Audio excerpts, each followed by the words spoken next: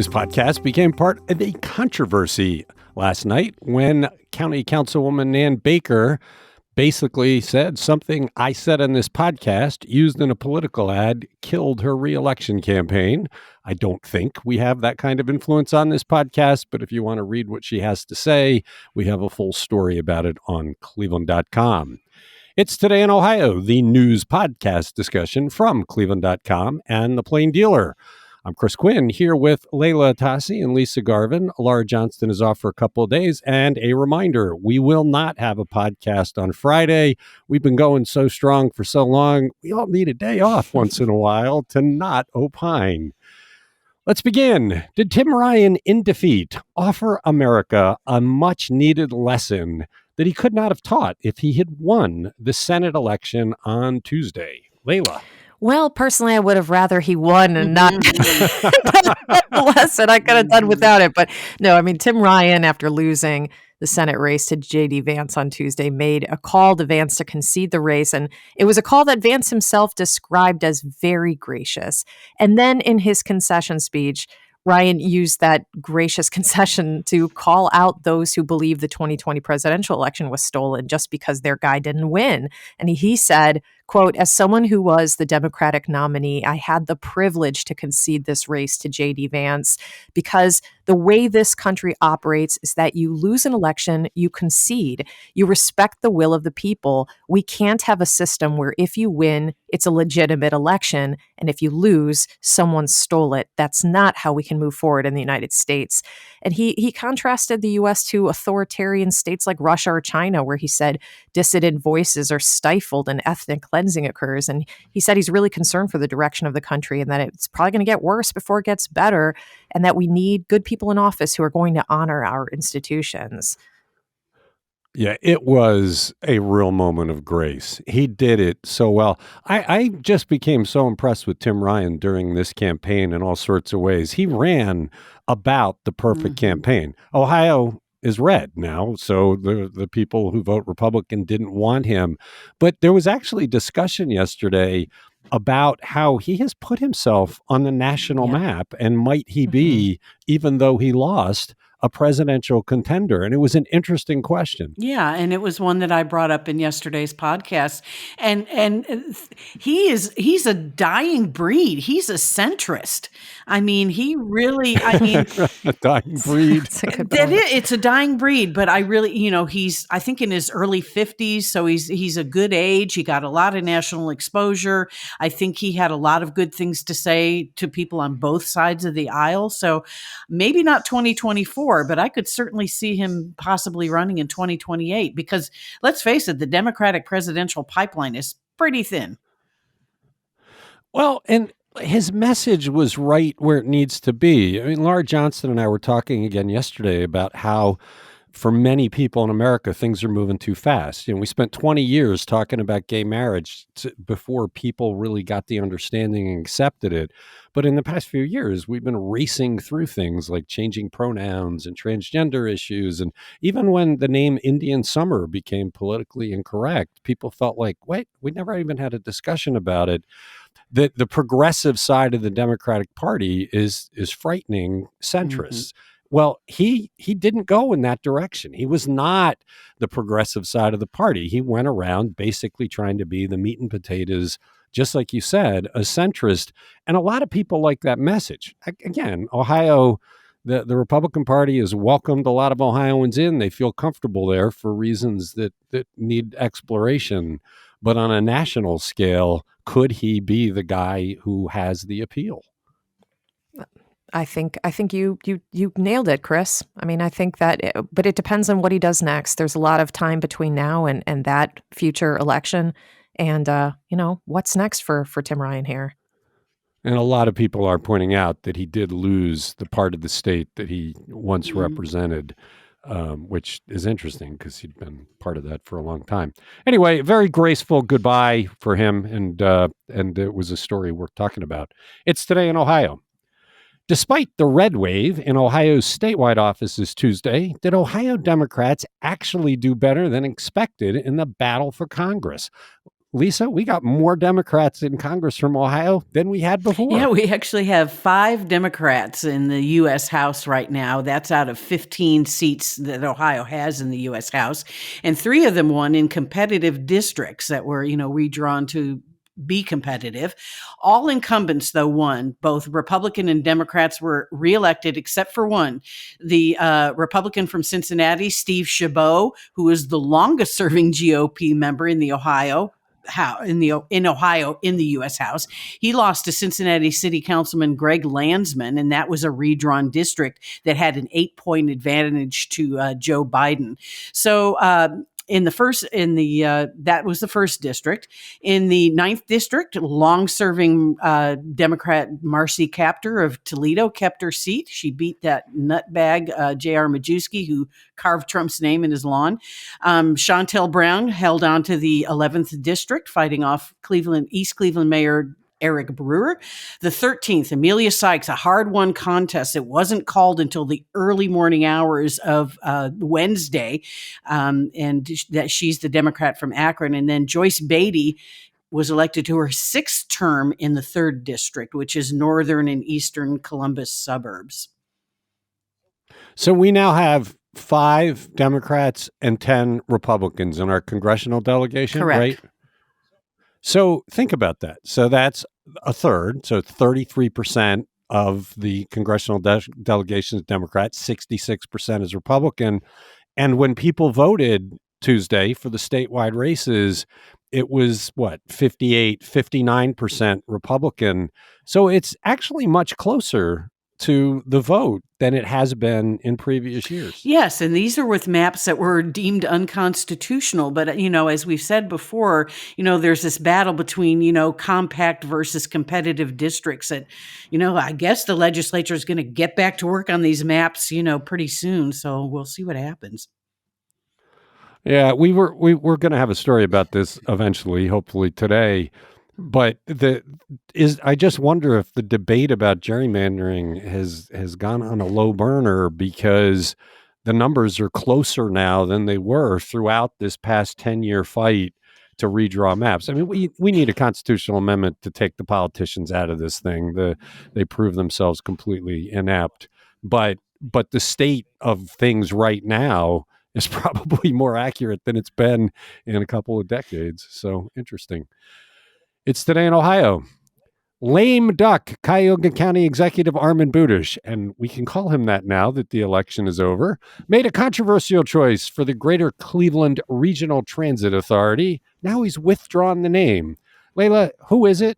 Why is he controversial? And why is Budish trying to tie this up when he's going to be gone in something on the order of 55 days? All good questions. His choice here was Chris Glassburn, who was a controversial pick for a couple reasons. One, Glassburn is an infrequent user of RTA, which really caused a lot of consternation among members of the advocacy group Clevelanders for Public Transit. They believe that a regular RTA user deserves that seat.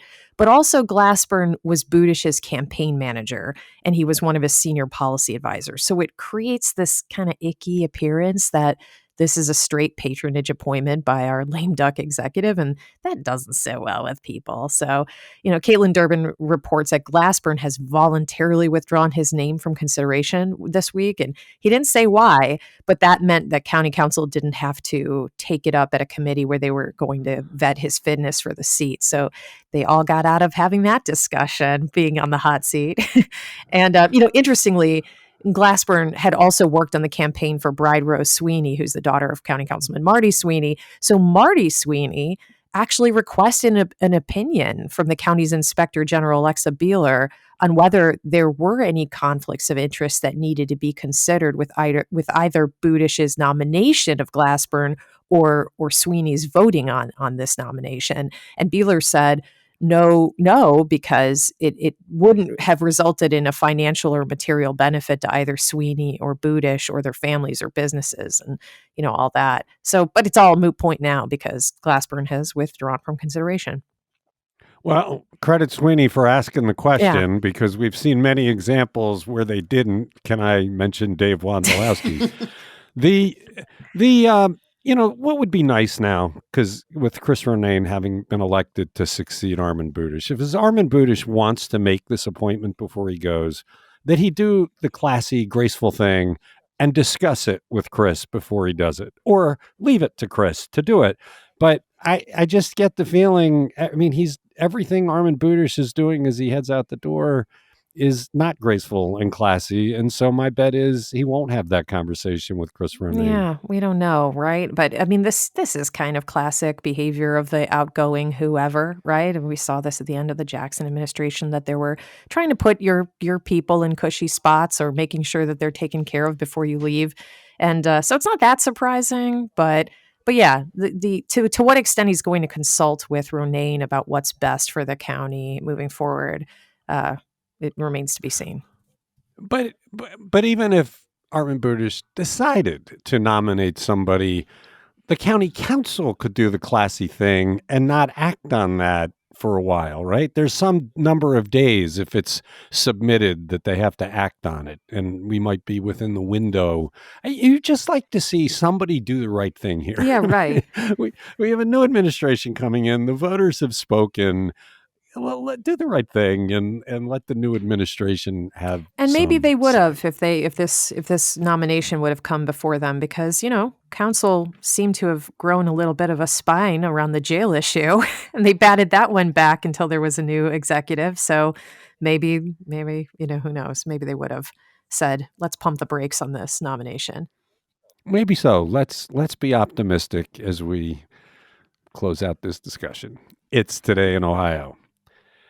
After a staggering level of success in Tuesday's elections, the head of Ohio's Republican Party says he will step down. Lisa, does he just want to go out on top? I mean, you can't do much better than he did. This is a real head scratcher. I mean, in a Wednesday letter to the state Republican Party, Chairman Bob Paduchik said he's stepping down. He has served since February 2021. He was elected to replace Jane Timken, who stepped down to run for Senate. And he was also the former Ohio campaign director for Donald Trump in 2016. In his letter, he said it's, quote, time for a new leader to take leadership of the party. He also praised the outcome of the Ohio Supreme Court and the U.S. Senate races here in Ohio. And he praised how the party weathered the redistricting debacle, a hostile press, and out-of-state Democratic funding for this year's elections. But we have to forget that they tried to run Paduchik off in September. And there was a vote to, get rid of him in September, but they ended up keeping him.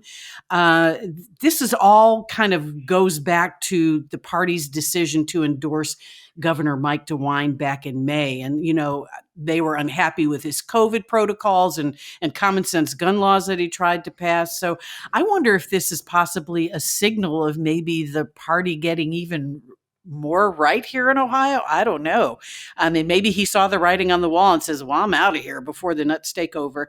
And even Ohio Democratic Chair Liz Walters, she says she was surprised at this news. She says it's a real tough job. She's a person who would know that. And she said she enjoyed sparring with Paduchik and she wishes him well down the line. The idea that the party wants to go away from Mike DeWine should get reviewed based on his performance, even in Cuyahoga County. I don't know if we published it yet, but we've got a map about how Cuyahoga County voted in the governor's election, and half of it is red. I mean, it's Mike DeWine won huge all over the state. So maybe the Republican Party should kind of look at that and say, what is it about Mike DeWine that resonates so firmly with people? I do want to push back on his claim that it was a hostile press. And we did endorsements this year, and in the statewide races, it was pretty much down the middle. I mean, we endorsed Republicans for governor and auditor and treasurer. I mean, it was the idea that we've been hostile to the Republican Party is silly. What we're hostile to is incompetence. We're hostile to people who don't do their job, and many of the Republicans didn't do their job on redistricting. So we were very critical of that. But look at what we've said about the Cuyahoga County Council and Cuyahoga County Executive Armin Budish. It's not like We're not hostile to the Democratic Party when they do dumb stuff.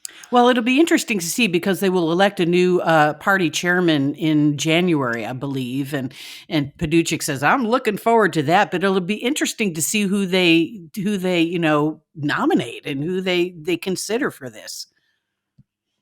They might also want to, we're not talking about this today, they might want to look at what happened with the state school board races, because the more moderate part of the nominees won there too.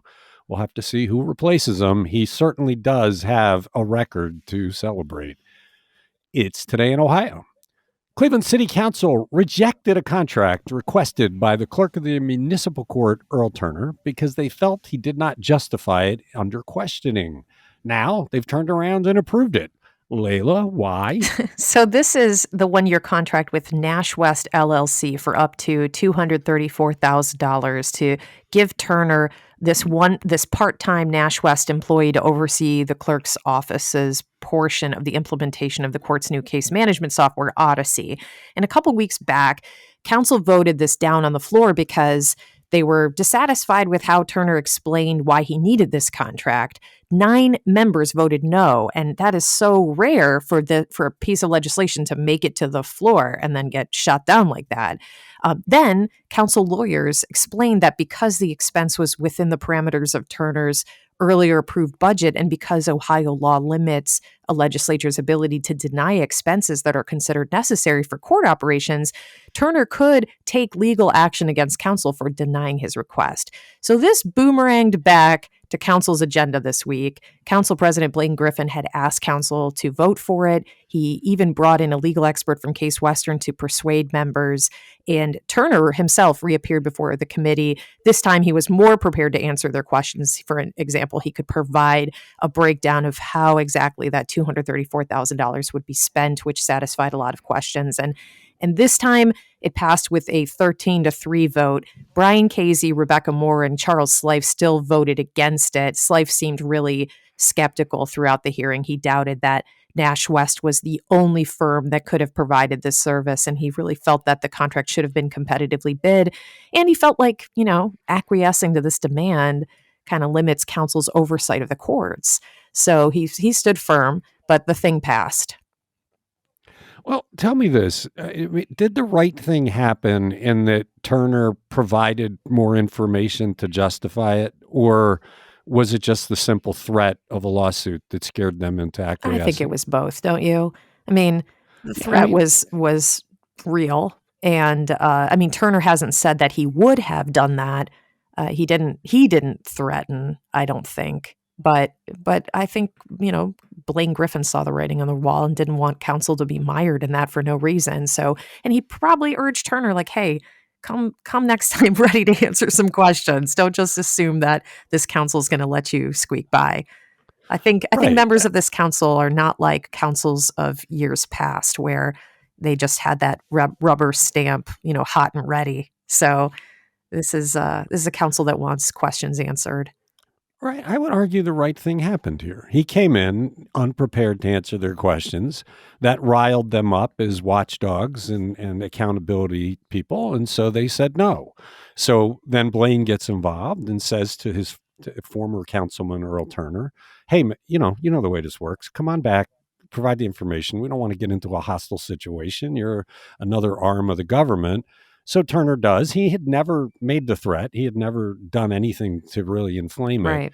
And the right thing happens. They got the information. They approved it. I think you're exactly right. This council is not like councils we've had in the past, and it's doing a good job. I mean, I think Blaine Griffin as council president has really set a new standard for the city council, and it's working really well. I agree. Okay. It's Today in Ohio. Despite announcing that it would remain open into next week, St. Vincent Charity Hospital is closing tomorrow, Friday. Lisa, why the abrupt change? They simply don't have enough staff left. Too many caregivers have already left, and now it becomes a patient safety issue. So they said, patient safety is their number one priority, so they're closing on Friday instead of next Tuesday, the 15th. There will be some employees in acute care and surgery and some caregivers remaining until the 15th to wind down services, but they won't be treating anybody. Outpatient services will continue, and it will now be renamed the St. Vincent Charity Community Health Center. They'll have a psychiatric ER. This is only one of two in the state of Ohio. They'll be offering primary care, behavioral health, occupational health, outpatient addiction treatment, and specialty pharmacy services. They say that the closure won't affect the surrounding neighborhood. They haven't had a trauma center for years. They point out that there are 4 emergency rooms within 5 miles of their location. And so some of their services are being moved to other areas. Their bariatric surgery service is moving to Middleburg Heights and being taken over by another group. And they have 5 locations for their orthopedic and spine services. They will remain open, but under the operation of another hospital. And look, we know how much the job market is searching for medical professionals. And so when you hear, if you're a St. Vincent employee, we're closing down, you're immediately in the job market, you're getting snatched up. I'm not surprised that they more quickly than they thought would run out of people to deliver their services. It's only a few days. It just was a bit of a surprise that they had to make that decision. Right. It's today. Go ahead. It's Today in Ohio. This next story is probably the most interesting we'll talk about. It's very cool. What was the astute police work by a Pennsylvania trooper that resulted in the discovery of a murder in Euclid and the arrest of a teenager in the case? It's a very tragic story, Layla, because it's a capper to a year where we have seen 36 people under 18 charged with homicides in Northeast Ohio, in Cuyahoga County, and I think the previous record might be 20. That's an awful statistic, but you're right that this is a really fascinating story of how a law enforcement officer, trusting his instincts, ended up solving a crime. And so this trooper was entering I-80 eastbound in Mercer County, which is near Youngstown, when he saw this Honda minivan hit the brakes to let the trooper pass. And it seemed the minivan was driving really slowly but erratically, and the driver couldn't stay in his lane. So the trooper took note that the license plate was covered with a lens, and he got the sense that the driver probably didn't know how to drive and might not even have a license. So he pulled up alongside the minivan and noticed how young this driver was. He was wearing a hoodie cinched down around his face and was trying to avoid letting the trooper see his face. So he pulled over the van, and that's when the trooper saw a handgun and a clip on the floor in front of the passenger seat. And turned out the driver didn't have a license. Later, we learn he's 14 years old, and he wouldn't answer some questions. And running the plates showed that the vehicle was owned by 71-year-old Larry Lee Anderson of Euclid. So this trooper contacted Euclid police and requested that officers go to Anderson's home. And when they did that, they found Anderson in bed, dead of a single gunshot wound to the face. So this 14-year-old has been arrested. He's charged with murder in juvenile court, and he's being held in Pennsylvania. It's unclear what the motive was for this killing. I mean, his neighbors, Anderson's neighbors, were stunned to learn of it. But for this trooper's instincts, who knows how long it might have taken to find this killer. Yeah, it's very impressive. The trooper, in questioning him, just became so suspicious of his answers. He wondered if the owner of the car had been harmed, and that's why he made the call. That's how they discovered the homicide. You really have to salute that kind of an instinct. The idea, though, of a 14-year-old committing homicide, it's just, we're seeing so much of that. So many what appear to be just cold-blooded killings, and I think it gets back to the prevalence of guns. I mean, these are people that are in puberty. Their hormones are raging. And if they have a gun in their hand when the hormones are raging, tragedy results. Yeah. I mean, but also there are system failures that, I think we've talked about this many times. For a lot of these young people, at what point might their lives have turned out differently had the system not let them down? So I don't know. I mean, that's certainly not a justification for any of this violence, but I feel like society needs to look at that closely. We are doing a project specifically on that, Right. and it's moving along, so we will be analyzing it. It's Today in Ohio.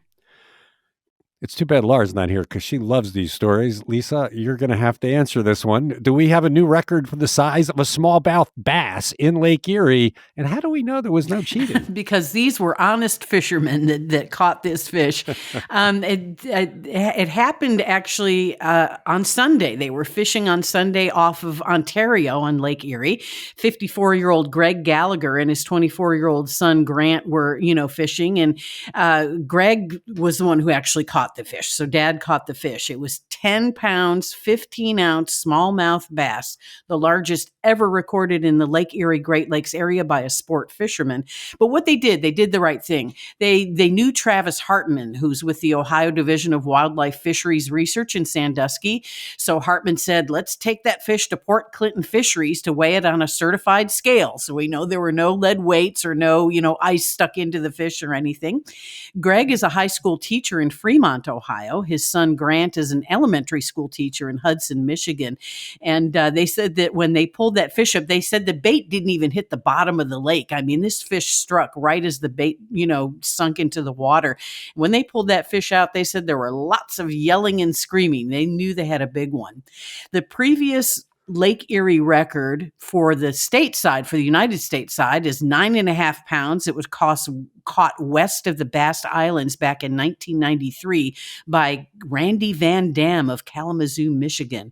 The all-time record for a smallmouth bass is 11 pounds, 15 ounces. It was caught in 1955 on the Kentucky-Tennessee border. Fascinating. It's just a fascinating story. And it's nice that this one is honest because we talked a lot about a previous set of fish where they were cheating to win money. It's Today in Ohio.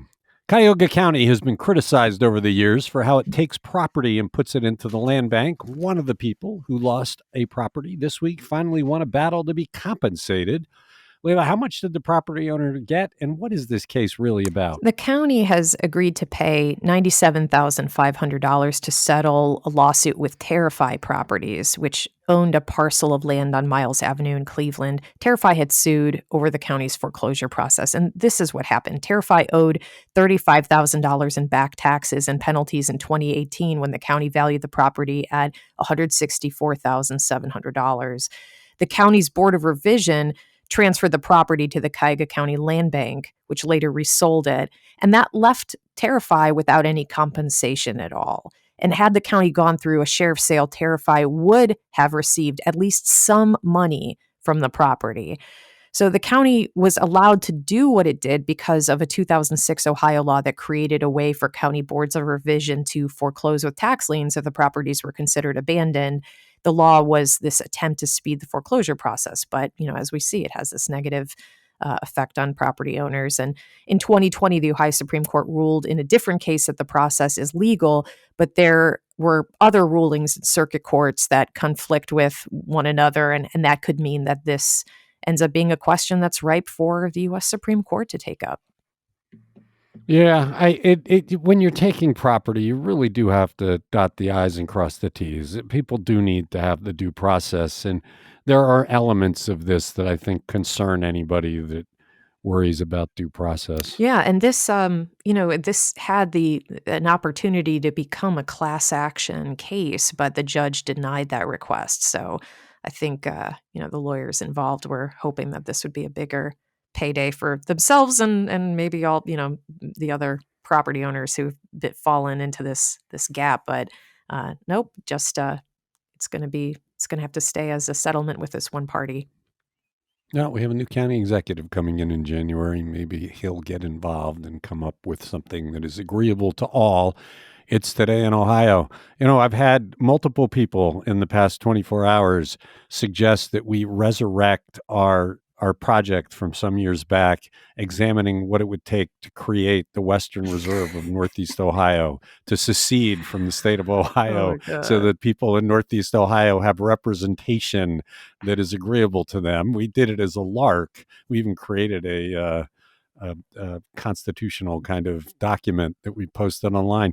And it's funny that it's come back and people are saying, let's bring it back. Let's talk about that. What would it take? Maybe we will. We did all the work back then. It was a hoot. Do you remember that, Yeah, Layla? Of course I remember that.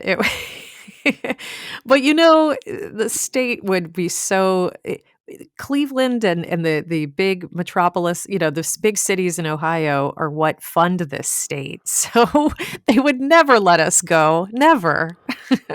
I don't know. I don't know. It would be interesting. As I recall, a lot of it didn't run in the plain dealer because we weren't making the decisions about what was in the plain dealer back then. So I don't know that plain dealer readers ever saw it. So look, if people are asking for it, we probably should do it. It's, when people are asking for specific kinds of content, I'll have to see if we can find it. Anything that's more than a few years old on our website, not the easiest to track down, as you know, from your work on a greater Cleveland. That's right. All right. Thanks, Lisa. Thanks, Layla. That does it for this episode. Like I said, there will be no episode on Friday. Please come back on Monday and we'll be talking about 3 days of news.